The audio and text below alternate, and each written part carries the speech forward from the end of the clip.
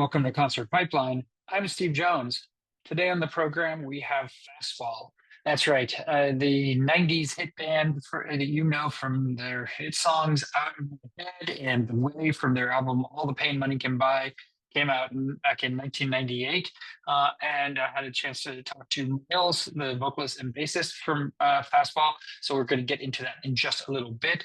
It was cool to go down that road again with Miles and kind of dive into that music. I got a chance to see him live 25 years ago, which is just nuts to say out loud that I was going to concerts 25 years ago, and then 25 years later would talk to some of the bands that I'd seen that far back. And I don't know that I've seen Fastball in the past 25 years, so it's been a little bit, but we're going to have a good chat. Before we get into the content of the show, I want to kind of hype up something I've been doing for the past 5 weeks that I don't know that I've actually talked about on the podcast. The last 3 weeks of the program, we featured Bottle Rock content from Bottle Rock in Napa Valley, where we had a bunch of interviews from the festival, shared a lot of concert footage, as well as footage from the culinary stage where celebrities and artists would partner with famous chefs and make dishes and just have a good time on stage and hang out. So we had 3 episodes featured of Bottle Rock footage that were on site in Napa. And so this is the first one that I'm doing back in my natural environment here. And so I started doing this Flashback Friday series, which I'm dropping a new clip or part of an interview and concert footage from back in the day.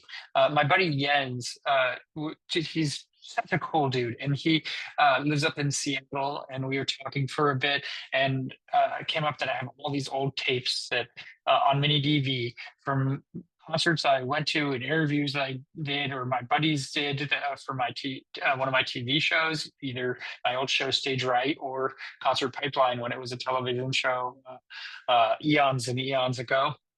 And so many great bands that have exploded, and this is before the time of smartphones, back in like 2003, 2004, 2007, that sort of thing, where I was the only one with footage of these concerts because I'd have a video camera and I'd be in the moment. And some of these bands got big after this, and no one has any video from that time period. So it's cool to me to go back and get to see and relive these moments that are just kind of in my brain, or that I've forgotten parts of, and see, okay, this is something that I think would be cool to share with the Concert Pipeline audience. So most of that you're going to be able to find on Concert Pipeline's YouTube page. If you look up Concert Pipeline, I'm doing that every Friday.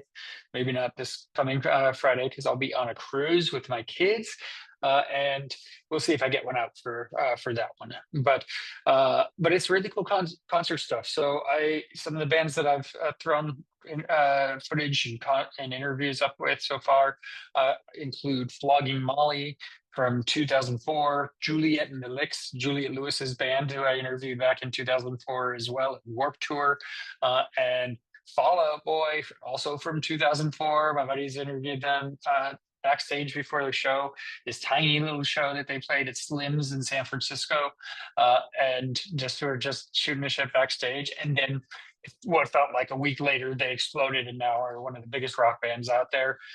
Angels and Airwaves, Tom DeLonge's side band when he left Blink-182, one of the times he left the band. And they played the Metreon at PlayStation 3 premiere, and so I included that. And then most recently, Smashing Pumpkins, where they played the Fillmore, and I got to record a bunch of songs of their set, and that was in 2007. And so really cool stuff. You could check that out. Definitely recommend it, and good highlights. And again, I have a lot of footage that my buddy Jens has been digitizing. I sent him my video camera and a bunch of tapes, and he's just been going wild and sending me digital versions of it. And it's just, and I'm like, I don't know, how do I choose what goes up this week? Well, let's find something fun, and maybe the people will like it. So check that out. Also putting little bits of it on Instagram as well. You can follow us at Concert Pipeline on Instagram. So That's the cool thing we're doing right now. As I said, I have a cruise this week that I'm taking the kids on, going to Ensenada. We're going to do some kayaking in Ensenada, which is cool, but I'm going to do some major chilling on a boat, having some drinks, hanging out with my kids. And I'm really impressed with my daughter because last year I was able to make this great family trip where, I'm like, I trapped my daughter on the boat, and it's the only way I get to see her really at this point. It feels like she's always with a friend or doing something else or locked in her room. And so I'm like, okay, trap the kids on a boat again. We'll do that. Well, she got the better of me because she did enough chores to earn the internet package. So she'll have access to the internet at pretty much all times, I guess. And also, she found a 14-year-old girl on Spotify who's going to be on the boat, and they've been talking and becoming friends. And so she's going to have someone else to hang out with. It's not me or my son. And I'm like, okay, cool, great. I guess I had lost that one, but I told her, okay, there's rules. First of all, this is a family trip. You could see this girl sometime, but this is a family trip. B, I'm meeting the parents first, of course, and because I don't know how I really feel about the whole I'm meeting this girl who I don't know from Snapchat on a boat, but I imagine she can't get into too much trouble, so I think we'll be okay. But that's uh that's what I'm looking forward to the trip anyway, and it's just a couple of days away. And by the time this drops, it'll be tomorrow that I'll be on the boat. So looking forward to that. So let's get into Fastball again. This is a chat with Miles. They have a new single out, America. It's actually kind of a rebirth single that they've been shopping around a bit, but it feels very timely. An album they put out in 2024 called Sonic Ranch, and they're playing the Mountain Winery in Saratoga on June 24th with Bare Naked Ladies and Guster. What a cool lineup. Just flashback straight 90s where I'm like, take me back there. And I would totally go, except it's 2 hours away and like on a weeknight. But I recommend if you're into that music, get out there, go to the show. I'm sure it's going to be great. So without further ado, here's my interview with Miles from Fastball. All right. Miles, how are you doing? Hey, very good. How are you? I'm good. I'm good. I, I guess first question is, are you ready? Yeah, I'm ready. Not just for our chat today, but for the big summer that you have. Oh yeah, yeah. Huge, huge tour that Let me you're doing. turn this off. I got getting notifications. Hang on. Let me just silence all this. Silence. Silence Yeah. notifications. Be done with you. Yeah, I am. I am ready. I'm counting the days. It's going to be exciting. Yeah. So what Um, is that like? I guess at this point, because I mean, I'm sure you've done tours of that length in the past, but just to put yourself out there at this point in your career where you're like, I am on the road for 2 months and not stopping. And what is that like? I mean, we're really good at it now. Um, Ironically, when you're younger, it's easier to get distracted by just you can get lost in the fun house and the extracurricular of like you're like, oh, we're going to drink and then play a little in between. That could be the focus in the past. At some point, which has been a very welcome change, is we all just our drummer doesn't drink at all and hasn't since the band started, so that was never an issue. But the two front guys, we like to party, and in the past, I don't know, it was just we've never been more focused than we are now. Like, oh, we're going out there to play. That's like the only thing that matters, and everything else is just the getting there. And so as long as your focus is on that, it's everything takes care of itself. It's so much more fun and rewarding um, when you have a very clear sense of purpose like that, as opposed to you can get out on a tour and just go like, I can't remember why we started this, but I'm, but here I am. You can get lost in so much of it is just the getting there. It really is. If you had a graph, there'd be a tiny sliver of you playing music and the rest is Just transit. and transit and everything around it. And sometimes Yeah. sometimes those tiny slivers of playing music just kind of get in the way of the drinking and everything, right? Like, I mean, I it if that's when you get into trouble, is if you're even anywhere near that state of mind.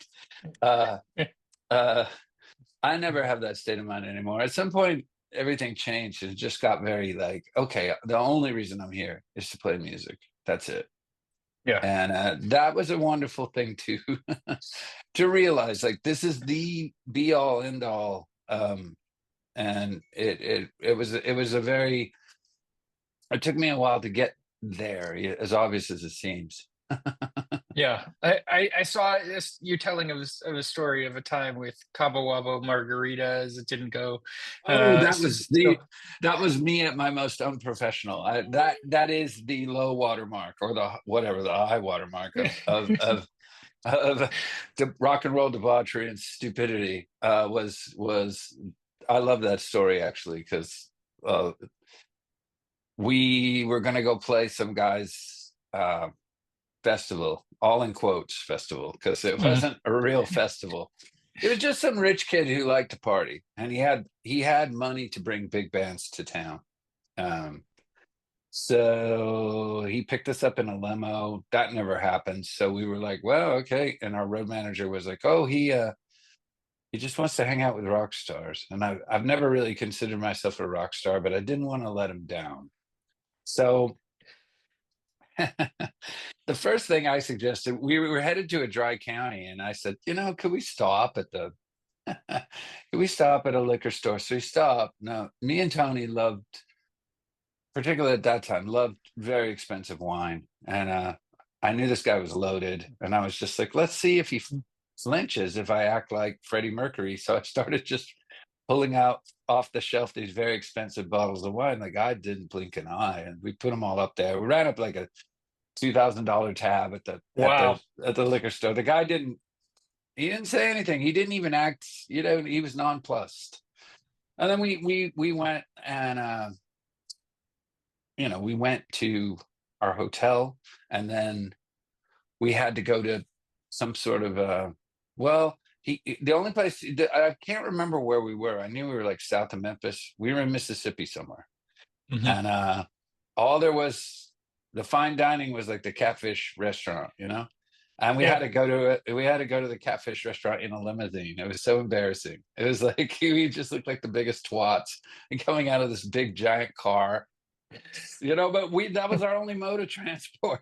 and uh Yeah. they let us bring wine in there, so we started drinking wine at I don't know what time it was, 7 or 8. And then it was time to go to the festival. This was basically just this guy's backyard. Yeah. He had a place out in the woods, and there was like a stage, and it was incredibly disorganized, and it was running way behind, and we were supposed to go on, let's say, at 10, and instead we went on about 1 in the morning. I don't know what time it was. All I know is You, you, I was yeah, drinking you these were not focused on the time. Cabo Wabo tequilas with the guitar player at the time, who was a good deal, probably 7 years younger than me, or maybe even 10 years younger than me. And we're drinking them, and we're sitting there waiting to go on. What time? We're in this guy's little ranch house, and then I just remember the guitar player saying, "I think you should slow down." And I said, "What? What? You're telling me to slow down? You're the guy that's like drinks more than anybody." And I picked up the bottle, and it was empty. We'd polished it off, and then I needed to use the John. I went looking for the toilet, couldn't find it, but instead I found a bedroom, and I was like, "Oh yeah, it'd be so nice to just lay down for just a minute." And I closed my eyes, immediately passed out, and our drummer comes in and just shaking me awake, and he's like, "It's time to go." I go, "Thank God, let's get the hell out of here. Let's go to the hotel." He goes, "No, it's time to play the gig." I said, "No, no, no, no. We've played the gig." He You goes, already "No, did it in your mind. he goes, yeah." He goes, "No, we haven't." And I said, "Yes, we have. We must have." And he said, "No, we haven't." And I sat up in the bed, and the bed was just too. spinning like a friggin' roller coaster. It was like one of those rides where the teacups, man, if the whole room was spinning. It was horrible. I Oh said, no. I'm in no shape. I can't do this. They're like, you have to do this.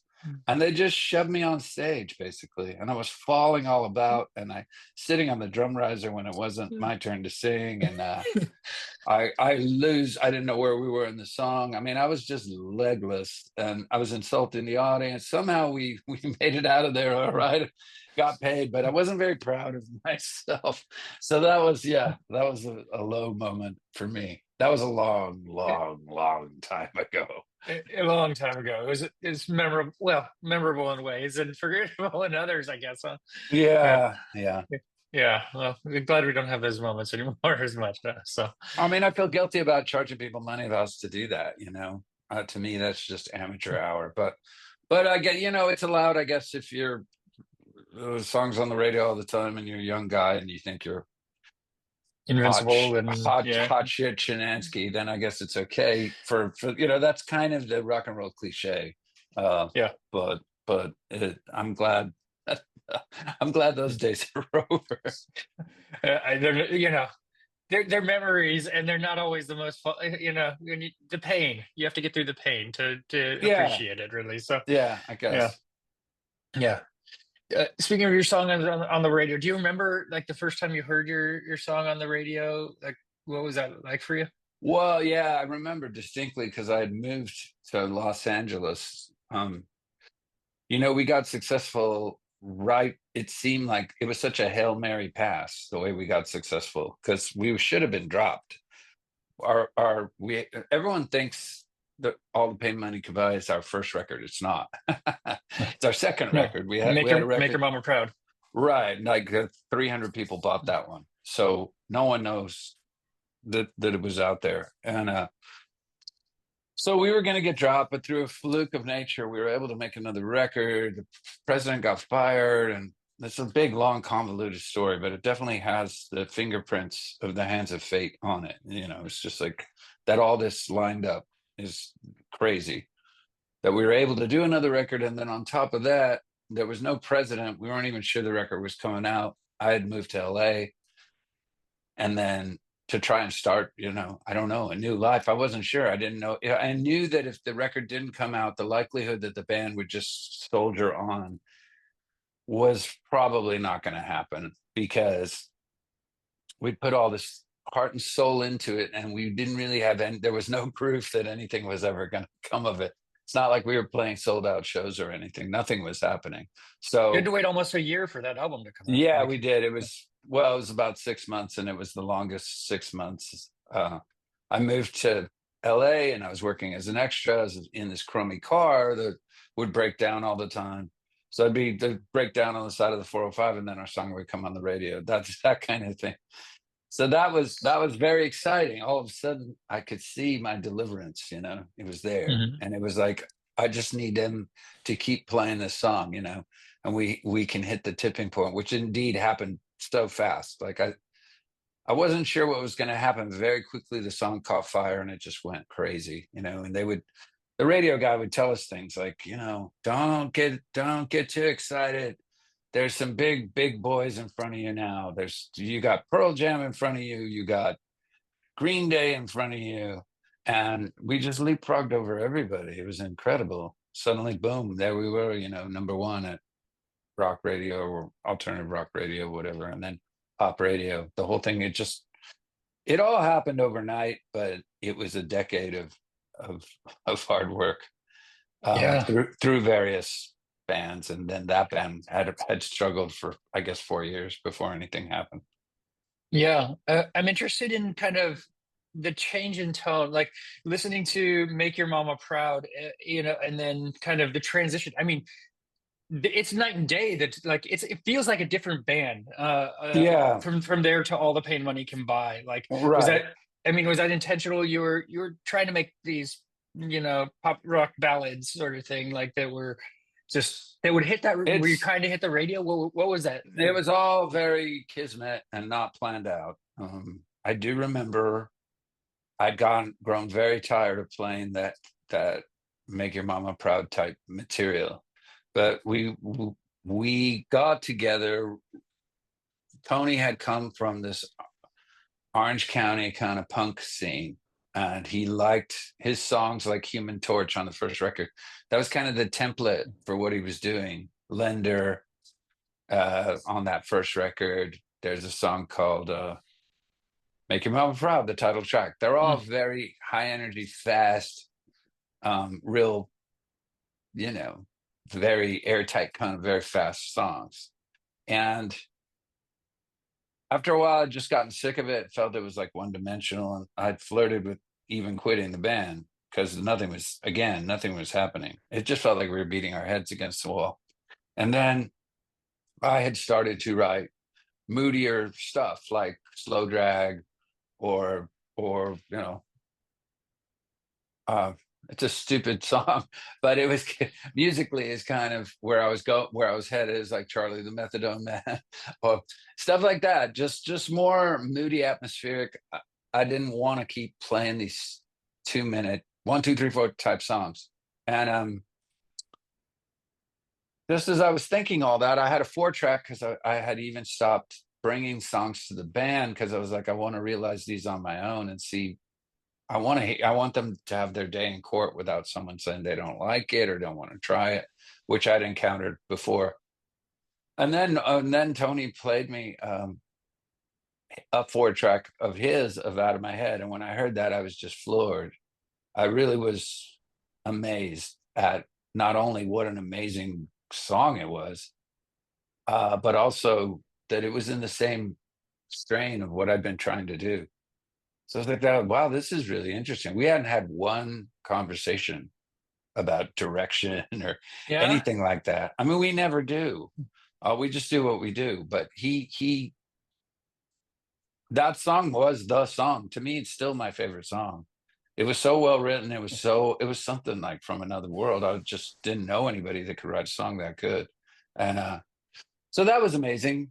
And everything with that record, both before, during, and after, was magical. Like we got in the Yeah. studio, everything just flowed. It was so easy. I don't understand it. Even the runner that went and got us food was super pleasant and nice. Like everything, the engineer was fantastic. It was just real weird. We just did our thing, not knowing if it would ever even come out. And when we were finished with it, I thought, wow, this is an incredible record. And I'd never felt that way about anything I'd ever done. There was always like, well, this could be better, that could be better. I just felt like that record, we nailed it. And I was happy even if we got dropped and nothing happened. I'd never had anything happen before, so that would just be normal. Yeah. It wouldn't be necessarily a terrible thing because I would have never seen the other thing. The other thing was like a fairy tale. Um, but I was happy in that we nailed it. And even if we got dropped, I could play that record to myself for the rest of my life and go, listen to that. That's killer. And that's what I did for 6 months, was go listen to that. That's killer. And then finally it And came out. So, and it, were and you, it, my, I, all of my certainty was validated, you know. yeah, were you playing some of those songs live even though the album wasn't out yet? Like, Yeah, we did. One of my favorite things, you might be able to hunt it down, was this. There's a local rag called the Austin Chronicle, and when we were struggling, they gave us a lot of support. This one guy in particular, Raul Hernandez, was a big a big fan of the band and would write about us. He was very nice to us up until we made All the Pain Money Could Buy, and he got an advance of it. And he reviewed a show we did right before that record came out, and he said, you have to look it up, but it's like Fastball used to write the kind of songs that you could hum on the way home from the show, but now, and he singled out the way as an evidence of our wayward lack of focus, like how bad it was. I'm not making this up. oh, that's crazy. It made me so happy. When the song was such a monster, I'm like, you're just a clueless idiot, you know. The songs are so singable now. Like, I mean, you kidding? Make Your Mama Proud. I like Making Your Mama Proud. When I was listening to it, I'm like the pop punk feel of it. It's all right. It's all right. But it's That's different. nothing. It's a different It's thing. But it's you know, Yeah, but I mean, all the pain money can buy, and obviously the way and out of my head. I mean, those are radio friendly hits. They're just that you can Those just are that stick with those you are those 25 are years time. later. I You can know? say those are timeless songs now. They really are. They don't sound like they're from. They don't sound like of any particular era. Which was Yeah, all they ever was trying to do in the first place. Was the music I love. It's not like, oh, listen, that's from this era or that era. It just sounds timeless to me.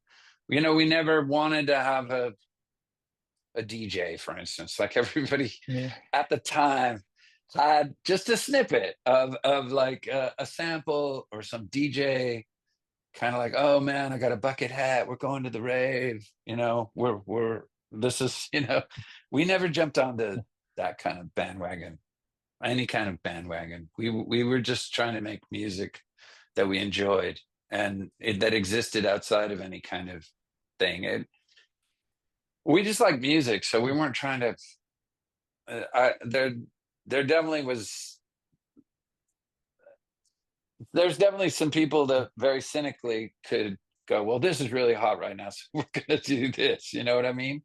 yeah, yeah. Uh, when grunge came in, everybody suddenly was wearing flannel, and then that shifted, and everybody switched to the new Then it's uniform. And then I hate that stuff.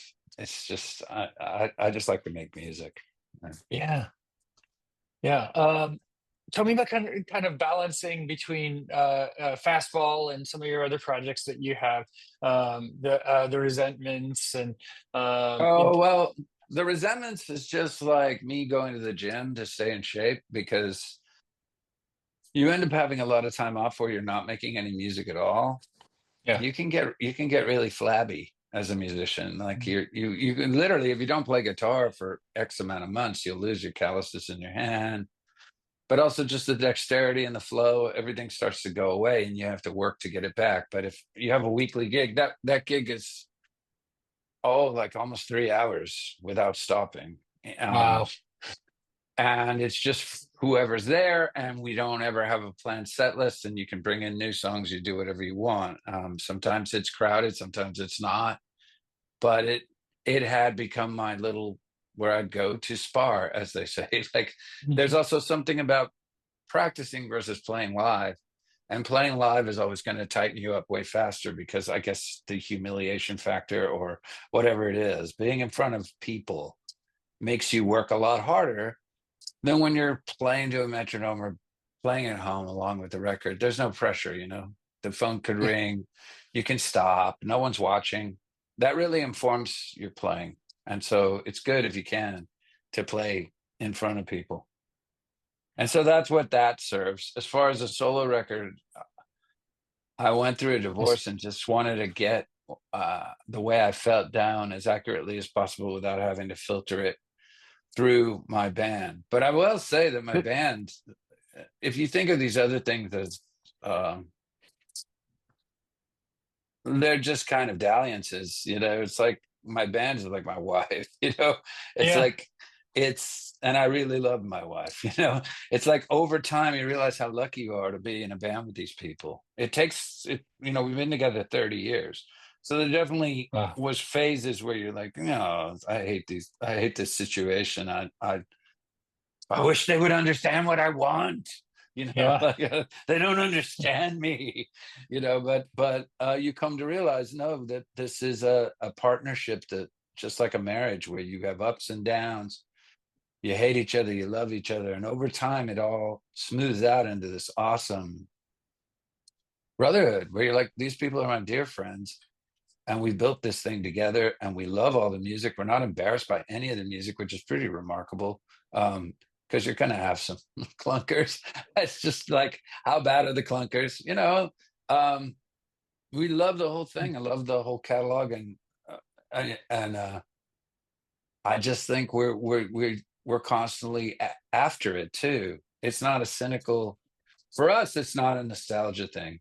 We don't have any. I don't have any illusions that yeah, there's a large percentage. There's a lot of people that want to hear the way and out of my head, but we never operate out of that box like, oh yeah, we're going to play our two hits and then we're like, no, we're going to give you our full extravaganza. You're going to get to hear those songs, but and people usually are very into the show. It's almost like, it's not right after we had those hits, we went through a fallow period. And that was the hardest part, Mm. is people think you're done, you're washed up, you're a one-hit wonder.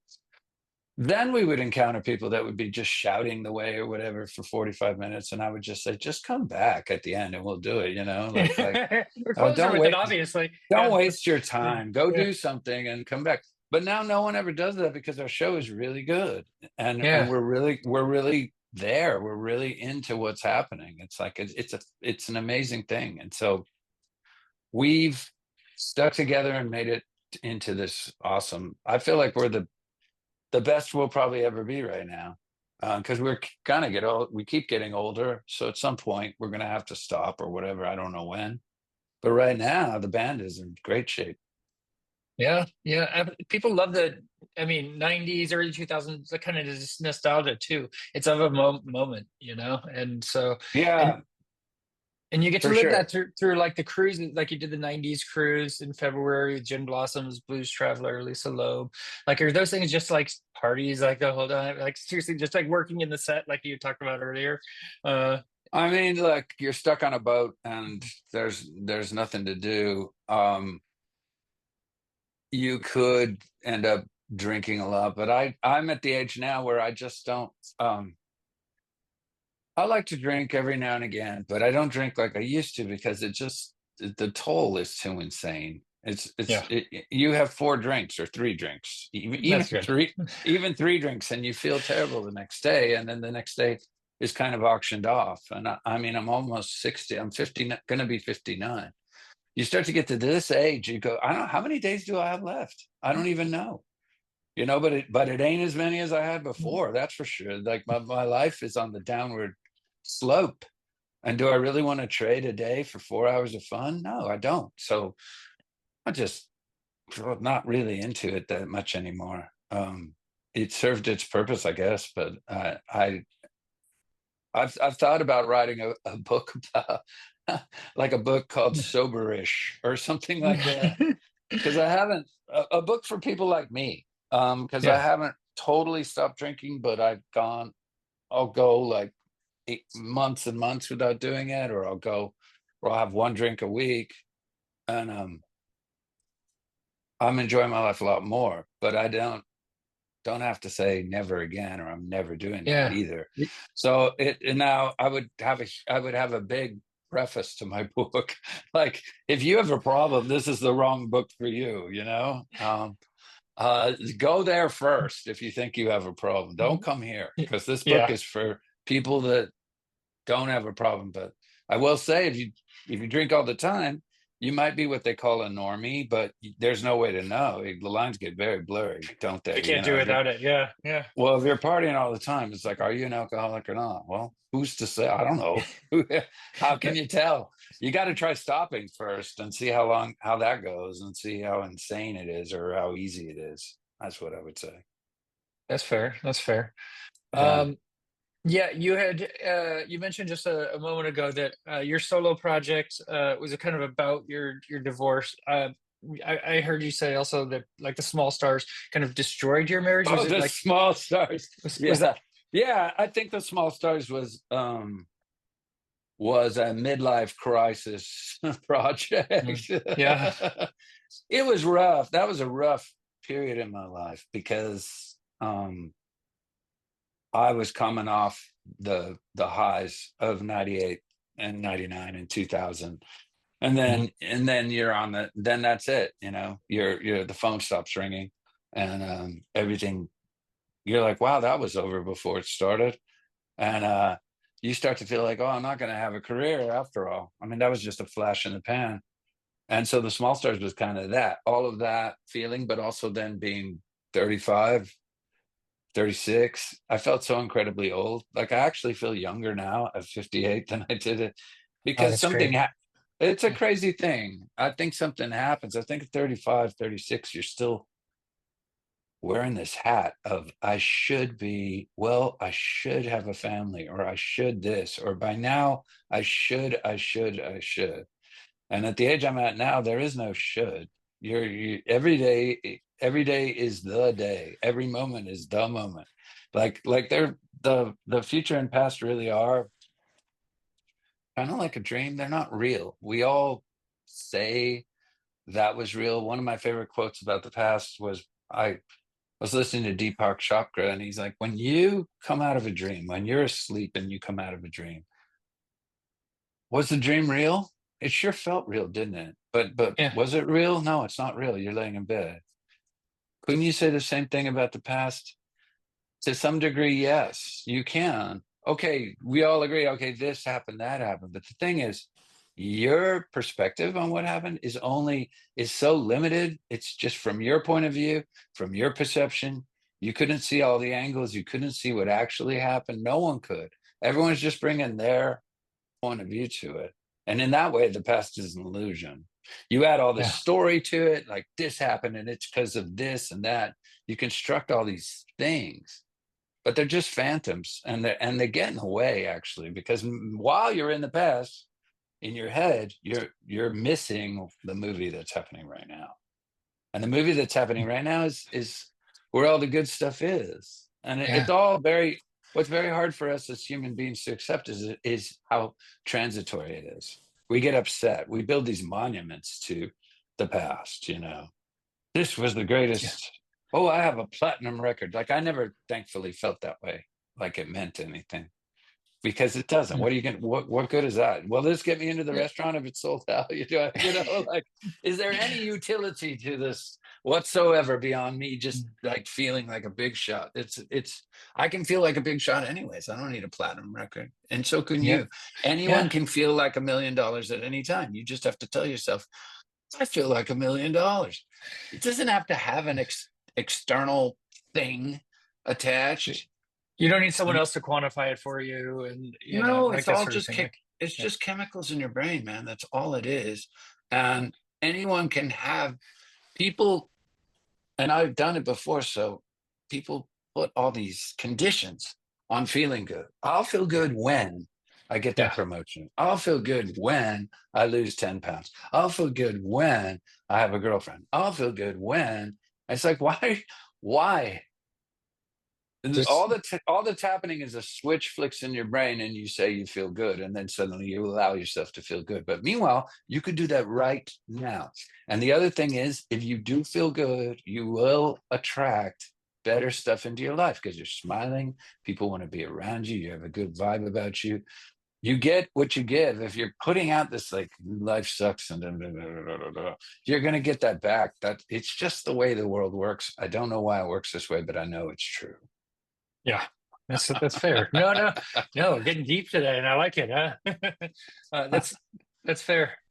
Miles, I want to know, what do you remember about the tour in 2000 with Everclear and Nelly Furtado? We never toured with Nelly Furtado, so that must have just been a one-off. I think that was at the Warfield. We never Yes, did a you're right. You're right. we Okay, never I did a didn't tour. I didn't know That that was was a just one-off. that was a radio event. No, That's we've so impressive that you remember the venue yeah, 25 years later. So, I do. Yeah. because I have something to show you, a set list from Oh that wow. evening.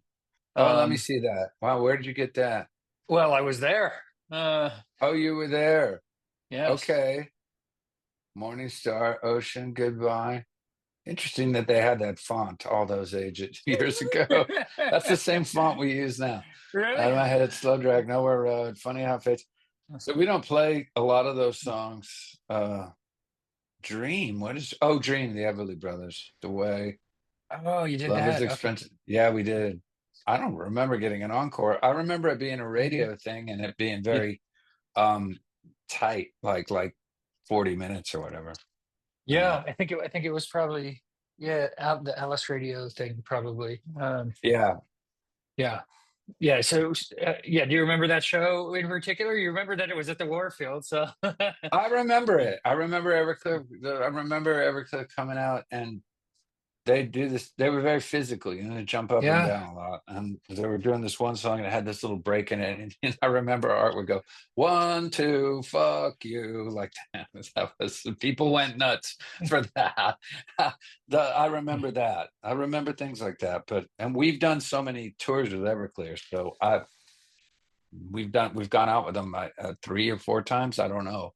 But I know that Nelly Furtado, I didn't even meet her that night. I think, you know, she was her star was on the rise, and Yeah. she was just in and out of there. I don't even think she was in the backstage. Oh, really? Okay. Yeah. Yeah, Yeah. I just remember how beautiful she was, and I was like, I didn't she know was. who she was at the time, really. I mean, but then She the was. next day, she's Nelly Furtado and and huge. Um, yeah. I might take my son to see Everclear tomorrow, actually, for the Oh, good. first time they're going to Great. be in the area. So I'll get Okay. to see him I live. think you said you have something with your son today, right? Yeah, yeah, he has an awards ceremony in Okay. 45 minutes and whatever. And so Okay. he was bummed when I was like, okay, I got meetings, I can't, whatever. She's like, move him. I'm like, Yeah, move him. so it's Move not him. always that easy, but I appreciate your flexibility Yeah, and allowing me to move it. So yeah, it's okay. yeah, yeah, thank you. Are you got a few more? I'm gonna have to go Okay. soon. Oh yeah, yeah. Because Yeah, got a couple more, and then can you wind out? Obviously, I'm curious the song "America" because yeah, you have this new EP-ish thing where you have yeah, three versions of it out, right. but it was also on your live album Yeah. and on the album before. So tell me about that song and what it means and kind of the impact. That song, I love that song. It's really just a turn off your television and love thy neighbor type song. I feel like the news media in general is a for-profit enterprise, and they don't make any profit if they're not making you upset. So they they just it's You like know, having a filter, and everything that goes through the filter becomes distorted and becomes sensationalized and becomes crazier than it was. And I just so sick of it. I don't really watch the news, but I do get sick of the way everything is portrayed. And then you go out into the country like we do, and you go into tiny small towns, uh, which in the movies are always portrayed as like, you're not from around here, are you, boy? And you get out there and you see for yourself that people are very kind and nice, and that everybody kind of is. Everyone's a human being, yeah, everybody is a spirit and a human being, and they deserve a certain level of respect just for being a human being. And to put people in boxes, to label everybody, to have everybody be me versus you, that's exactly what I would argue the powers that be want. They want division. They thrive on division. They can't rule over you if everybody is kind of united. And they've done an incredible job of creating these devices that, but basically enslave you. I'm totally hooked to my phone. It's like a yeah. a digital pack of cigarettes or something. It's if it's there, I'm gonna It's if it's there, I'm gonna play it's with it. it's an It's addiction. Yeah, it's yeah. insidious, and I think everybody the world over, it's just an insidious thing. And so I don't know. It seems like the human race is kind of at an inflection point, because there's a lot of very real non-political things that are like climate change that are right on our doorstep, and they don't. The Earth doesn't care if you're Republican or Democrat. The Earth doesn't care if you're a Muslim or Christian. The Earth is going to do what it does. We should be trying to figure this out, but we're still trapped at the evolutionary level of like me versus you and this and that. We have the technology, we can manage the things, but I don't think we're quite up to the tasks. It's so. Anyways, it's a long, convoluted answer. Yeah, The song is yeah, mainly just an expression of hope and an expression of love, is what it is. that's fair. I know, I like it. Yeah, two more questions. I know you got to get out of here pretty soon. So, Sonic Ranch, tell me kind of about making that kind of putting out new music, the process, what's the vibe when you're pulling together Sonic Ranch at That this was a point? very special record because we had our good friend David Garza, who's just like a genius, help us with it. Um, he's an incredible musician. He can play anything and play it masterfully. So it was such a kick to get to work with him and never worked with him before. I've known him for practically, yeah, for longer than the band's been together. Wow. Um, but he's a very kind of a kid in a candy store type producer. He likes to open every box there is and get halfway through it and then be like, well, now let's go open this one. Now let's go open this one. He thrives on a certain kind of chaotic energy that's there. So it was just real. We made a lot of music in a very short time, and then we kind of distilled it and got. I mean, just so many of those performances, like the song "Daydream," for instance. That song, that was our first day at Sonic Ranch. We'd spent all day working on this song called "Rearranged" that's never come out. We've had this idea since ugh, since when? Like 2001. We've had it for over 20 years and Yeah. could never get it to work. We started it with Adam Schlesinger, couldn't get it to work. We worked in it all day with David, and the thing refused to be You recorded. can't do it, huh? Yeah. No, it's just not. It's just won't come into form. It's just like you play it back and just go, I don't like it. I don't. And you slave away at it, and then you're like, I don't like it. So it was at the end of a very frustrating day like that. And we were having dinner, and then I kind of was like, I knew everybody was exhausted, but I just thought, gosh, to end the day with nothing is a terrible feeling. So I said, "Can we record one more?" And Tony was not very. Tony was not very excited about this. He was upset. Like, I thought we were done. We're having dinner now, but he agreed to give it a whirl. And we went in there, and David was like, "Oh, you should write the words right now." Like I had some of the words, but not all of them. So I had to do that, and I finished the words, and I went looking for everybody. Everybody was gone. I think they were off smoking weed somewhere or something. It's like everybody was gone, and then they came back, and now it's like midnight or 1 in the morning, and we went for it. And I think it was take number three. That basically most of that track, not the lead vocal, but almost everything else was there on the tape, and it's magical. It really came out great, and it was just stuff like that of capturing the band all playing together and stuff as much as we possibly could. That's awesome. That's so great that you just are able to get that. It's just relief after 24 years or whatever, that it's Oh, been. we didn't get the uh, song. No, that uh, rearranged it's remains. still out there. It's still on the loose, man. It hasn't been brought into. It hasn't been apprehended. It's still It's out on this the thing that loose. you'll keep chasing. You just keep I mean, chasing I've that. given up on it. I've given up on it at this point. It doesn't Never, want to be never give up. recorded. Never give up. Last question for you, Miles. Okay, Favorite concert for you, whether it's one of yours or one that I you've been do to. have. Yeah, what are my? Oh man, what are my top three? They're very unusual. They're not artists that I listen to all the time. They're not Hmm. artists I even thought would be my top three, but it's a testament to how great the performances were. Number one was I saw Leonard Cohen at the Merriweather Pavilion. Oh, I was one of the most unbelievable. That's my number one show. That was one of the most unbelievable shows I've ever seen in my life. He was masterful, fantastic. I didn't realize how many great songs he has. I know he has a lot. I didn't yeah. realize how many. And the way he just held that audience in the palm of his hand, and the guy's like was 80 years old or something. He was near the end of his life, but he was such a force, just magnificent. That's number one. Number two is really out of the blue. Someone I don't really listen to.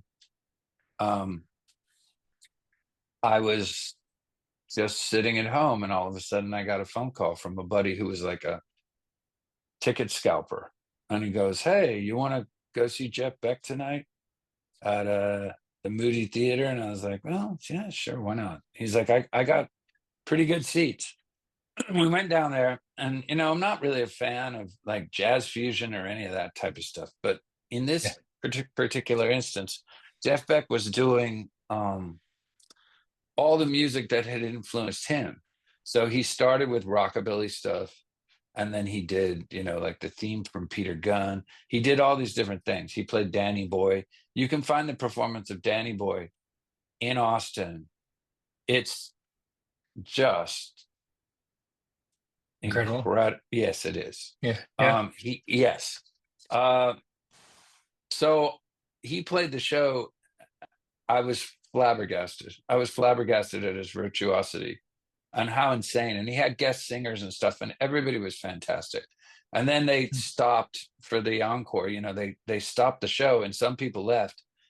And I found myself up at the very front with my elbows on the stage, like I was 14 again. Like Wow.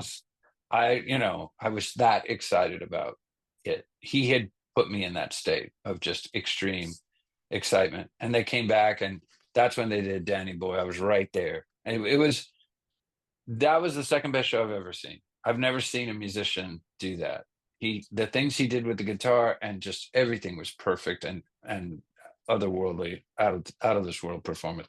And the third one, now this one I would bet money on, like, oh yeah, that would probably be one of your top 5 shows. It was Stevie Wonder. And he did Oh songs yeah. he did songs in the key of life, and then he did whatever he wanted after it. And he was insane. Just virtuoso times a million. He could play and sing.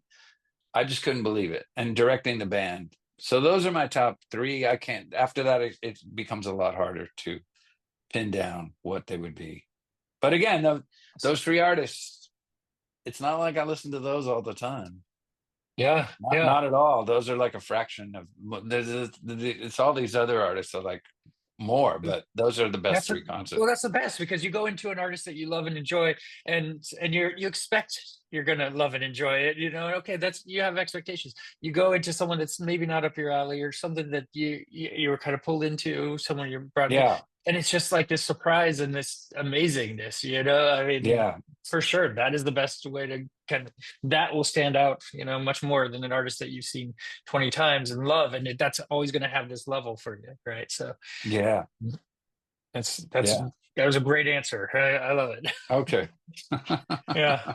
Well, Miles, I appreciate you taking the time. Yeah. This is a Thank you. real joy, and I hope to see you when you're out here on the West Coast. You're playing Mountain Winery in Saratoga on June 24th. Yeah, come Uh, on out so when you can. yeah, it's a bit of a drive. It's like 2 hours, but and it's on a weeknight, I think. But to see you and Bare Naked Ladies and Guster, and I mean, just these bands that I grew up on, I mean, would be epic. So I'm gonna try and make it happen. I might need to take All the right. next day off, but All right, thank Steve. yeah. I hope you Thank have a you, great man. tour. Thank you, Okay. and yeah, Cheers. you have a good one. Okay. Bye. That was my interview with Miles from Fastball here on Concert Pipeline, and that takes us to the final segment on the program, the music news. I have a couple of stories to wind us out here, and it's been a little while since I've done some music news, but I'm going to hit what's top of the news right now. Everybody's in tears because Brian Wilson of the Beach Boys passed away this week.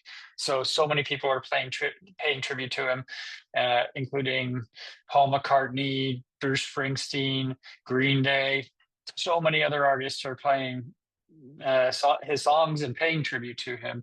God Only Knows is one that's coming out a lot right now, of Brian Wilson's work. And so John Stamos, who's an honorary Beach Boys member, he said he broke the news of Brian Wilson's death to his cousin and Beach Boys vocalist Michael Love. His face went blank.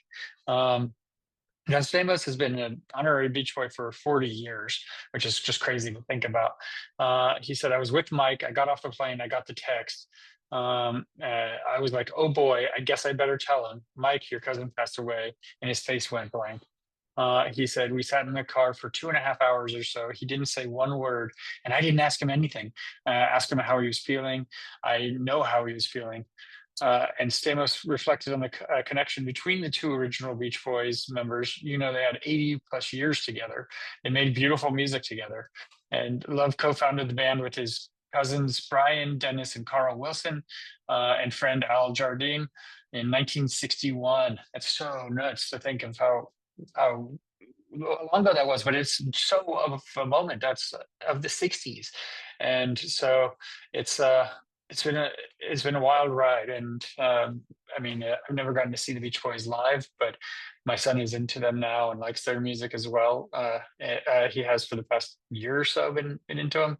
um and uh in terms of Brian Wilson, you can find footage of his final ever performance online. He died at the age of 82. So, um, and the family confirmed that he died. They said, "We are heartbroken to announce that our beloved father, Brian Wilson, has passed away." His children wrote, "We are at a loss for words right now." And his final ever live performance took place on July 26, 2022, at the Pine Knob Music Theater in Clarkston, Michigan. That was the final date of his 2022 summer co-headlining tour with Chicago. He did a 20-track set and played a bunch of songs, including "I Get Around," "Wouldn't It Be Nice," and "God Only Knows," and "Good Vibrations." And Al Jardine and Blondie Chaplin joined him on stage for that show. And Al Jardine was in the band, but Blondie was in the band from 1972 to 73. So you can find footage of that gig online if you want to check that out. Talking about old bands, Foreigner. They received a gold record honor at a sold out concert. I wanted to do this story because it's just so great to see um, them get honored like this. I know we're talking about doing farewell shows and kind of hanging up their hats, and then they got inducted into the Rock and Roll Hall of Fame, and then just kind of breathed this new life into them, I think, a little bit. I've had the chance to interview three members of Foreigner, three separate interviews, and see them a bunch. Um, and they just put on such a great show. They have so many hits. And they During the concert, they recorded an extra special version of their smash hit, "I Want to Know What Love Is," with the members of the Inland Master Chorale. And it's going to be shown on KTLA Telethon for Project Angel Food on June 28th. But they have a bunch of dates too. They just played San Diego. They're going to and Scottsdale, Arizona. They got Paso Robles up in the coming here to the Bay Area to Wheatland next week on the 21st. Playing Silver Legacy Resort and Casino, which is awesome. And a bunch of, I mean, there's so many shows. They're just not calling it quits. They're not stopping. And I'm excited for that for Foreigner because I have a little bit of a connection with them, but also they, they were at this kind of crossroads, and the world made a decision for them, and that they still wanted their music. All right. Big news is that Bonnaroo 2025 was canceled after the first day of Thursday, which is a warm-up day to the festival, which was expected to have Olivia Rodrigo, Tyler, the Creator, Avril Lavigne, Jack's Mannequin, who recently reunited, and more, due to perform at the festival. It's just been canceled due to severe weather. And the Manchester, Tennessee Festival shared the news on June 13th. There's an evacuation notice to attendees earlier in the day, and an updated weather forecast was showing unsustainable conditions for on-site campers, heavy thunderstorms occurring throughout the area. And so very expensive, I'm sure, to cancel this festival, especially when so many people are already in the area. They said, "We are beyond gutted, but must make the safest decision and cancel the remainder of Bonnaroo. We are going to make things right with you, and you will find refund information." But let's start with the next steps. They thanked everybody for his spirit and the positivity around it. It's a couple of artists had started to play their shows, including Rebecca Black and Luke Combs. But a lot were not able to, including Vampire Weekend, Hozier, Queens of the Stone Age, so many more. But some artists are trying to find other ways and locations to play shows. I know Jack's Mannequin is playing and announced a one-off show in Nashville that they put tickets on sale to, and people are trying to make the best of it. All right. Bono is ready for the future with U2, and the band have 25 great songs for a new album. He is excited about the future. He did an interview with Zane Lowe for Apple Music to discuss his documentary Bono: Stories of Surrender, and to discuss how the band's gearing up for what's ahead and made enough music for their upcoming album. And he had hinted about new material with on Jimmy Kimmel Live. And said the writing process has involved them overcoming the past to make the sound of the future. And at Cannes Film Festival, he said the band has been recording. And it sounds like the future to him. We had to go through some stuff, and we're at the end of it. So I guess he just keeps dipping out little bits of teasers towards the new music with each interview that he does. And Zane Lowe is the one who got the scoop on exactly what they got. He said they're remarkable musicians. Larry has been working late. Edge said there's 300 songs, and I'm like, they're not songs, Edge. But he said I have 25 great songs. I don't like long albums, so we're going to have to whittle it down to 15. So might be some new U2 in the future, which I'm open to. I'm open U2. You see what I did there? Got it. Okay. And last story is about Oasis. Liam Gallagher reflected on wasted years since the Oasis split and wants the band to stay together.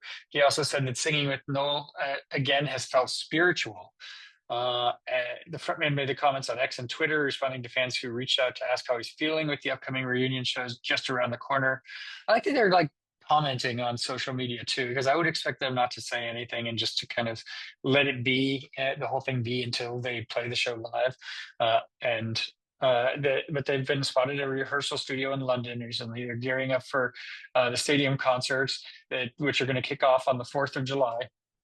And he just said it's spiritual, and it's a precious time that was wasted. I mean, a lot of time. This is the reunion that no one expected to happen, which is crazy. So I don't know. I don't get to see him live, but I am glad they're back together. I will watch some of the YouTube videos of the performances and live vicariously through it.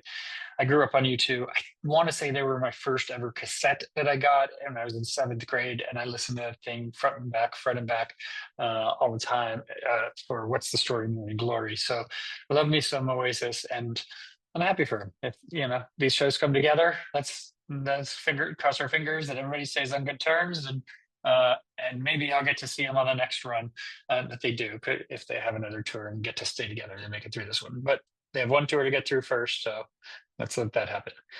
All right, that is our show for today. Thank you for tuning in. Next week on the program, we're going to have a concert-filled program. As I said, I got a cruise coming up, so I'm just going to fill this next program with recent concerts that I went to that I want to cover. And those are Everclear, along with Hoobastank from the San Mateo County Fair.